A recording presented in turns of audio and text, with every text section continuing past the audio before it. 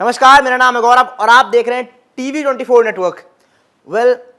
अगर Nepal cricket team खेल रही हो तो एक बात तय है कि कुछ भी तय नहीं है। जी हाँ, ये चीज़ प्रिडिक्टेबल है कि कुछ भी प्रिडिक्टेबल नहीं है।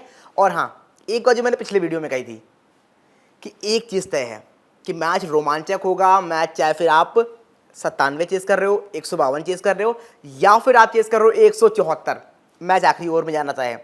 और ये सिर्फ T20 क्रिकेट की बात मैं बता रहा हूँ, जो अभी नेपाल, नेदरलैंड और स्कॉटलैंड ये ट्राई सीरीज खेल रही है। लेकिन इससे पहले अगर ओडीआई सीरीज में जाए तो वहाँ पर भी ऐसा ही हाल था। वहाँ पर चाहे नेपाल 300 चेस कर रहा हो, तब लास्ट बॉल पर मैच जीतना हो, चाहे या फिर जब एक बार फिर से 300 के करीब का स्कोर चेस कर रहा हो तो वहाँ पर भी लास्ट ओवर में मैच जीतना हो।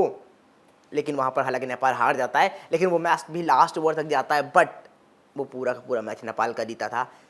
सिर्फ वो आखिरी में जो एक आध विकेट आपने खोए उसकी वजह से मैच हारे। बट अगर कल के मैच की बात करते हैं, वंस अगेन नेपाल ने दिखाया कि जो सुपर ओवर मैच गया था, 3 सुपर ओवर खेले गए थे, ठीक है, वहाँ पर हम 3rd सुपर ओवर हारे थे, लेकिन यहाँ पर हम रेवेंज लेंगे। ज़बरदस्त बल्लेबाजी की नेपाल के बल्लेबाजों ने, ज़बरदस्त गेंदबाजी की। हालांकि गेंदबाजी में ज़रूर थोड़े से रन लुटा दिए थे, लेकिन जिस तरह से बल्लेबाजी नेपाल कर रही है वो आउटस्टैंडिंग है। तो फिलहाल शुरू से शुरू करते हैं और देखते हैं हुआ क्या आखिर मुकाबले में।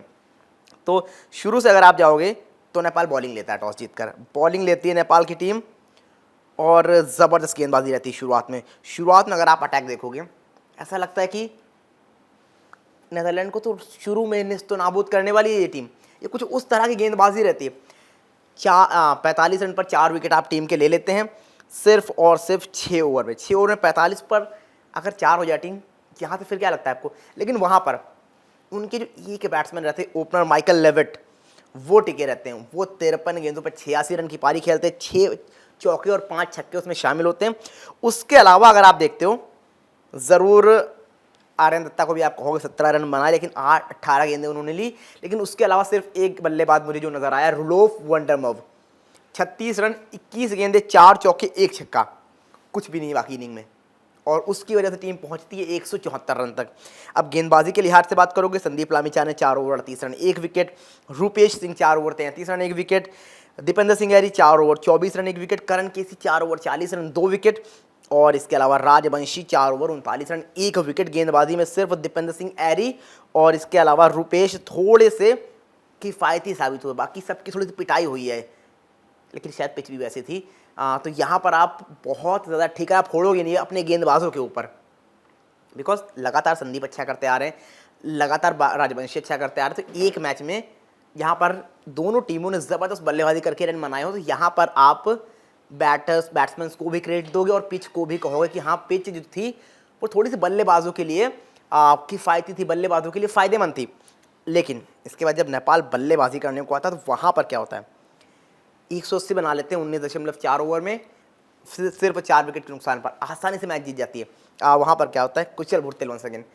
और मैं हमेशा कहता हूँ, कुशल भुरतेल का पर्सनली मैं उनकी बल्लेबाजी का फ़ैन हूँ, और इस समय जिस तरह के फॉर्म में है वो अनबिलीवेबल। हालांकि यहाँ पर बहुत तेज़ बल्लेबाजी नहीं की, लेकिन तेज़ वो कभी भी कर सकते हैं, मुझे ऐसा लगता है।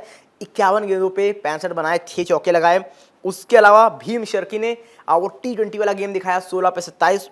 और एंड में आरिफ शेख के रूप में मुझे लगता है आपको बहुत एक प्रोमिनेंट बैट्समैन मिला है हाल फिलहाल में। जिस तरह से बल्लेबाजी की, चाहे वो ओडीआई फॉर्मेट हो या फिर T20 फॉर्मेट हो, मुझे लगता है कि रीढ़ की हड्डी के रूप में निकल कर आए हैं Arif Sheikh.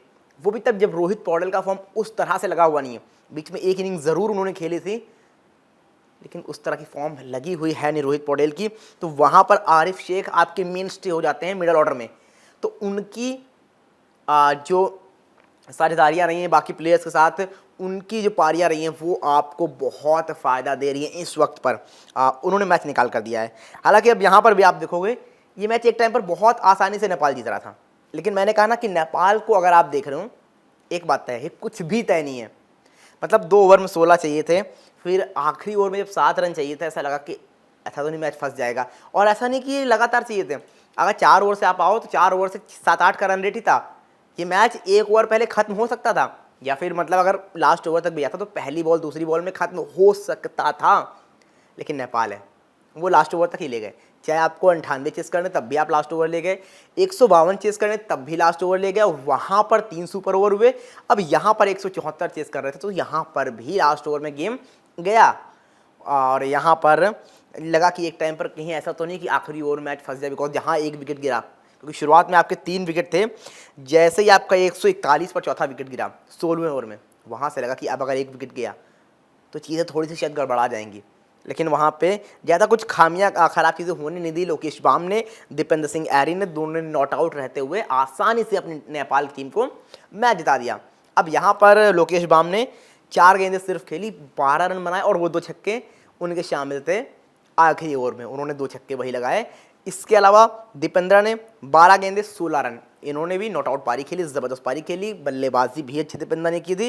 And that's the reason कि उनकी टीम आसानी से मैच जीत गई। हालांकि इस सब के बावजूद एक चीज़ जो रही, man of the match Nepal के किसी प्लेयर को नहीं मिला, ना ही दीपेंद्र को, ना ही कुशल भोरतेल को। Man of the match Michael Levitt को मिला, बिकॉज जिस तरह से 45 पर 4 होने के बाद उन्होंने बल्लेबाजी की, अपनी टीम को संभाला, एक अच्छे स्कोर तक ले गए, तो उनको यहाँ पर चुना गया है मैन ऑफ द मैच। तो ये पूरी की पूरी स्टोरी रही। आप बताइए क्या लगता है आपको कि नेपाल जिस तरह से खेल रही है T20 वर्ल्ड कप में, अफगानिस्तान जैसी कोई परफॉर्मेंस हम देख सकते हैं नेपाल से?